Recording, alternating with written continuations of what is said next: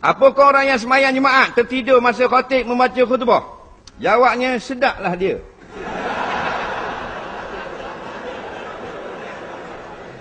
Dia memang time khutbah Jumaat ni time yang seronok kita tidur.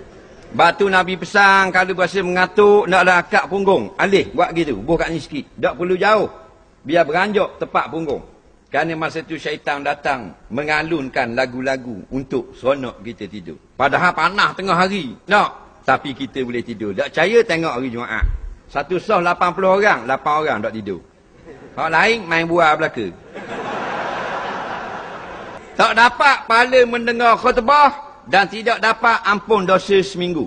Pahala Jumaat dapat. Kerana Nabi kata barang siapa yang berpagi-pagi mandi. Syarat pertama. Yang kedua, memakai pakaian yang cantik. Yang ketiga, memakai minyak bawang.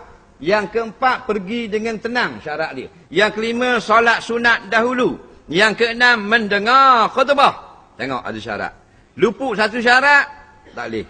Ada belaka 6 perkara ni, diampunkan dosanya 1 Jumaat seminggu. Faham tak?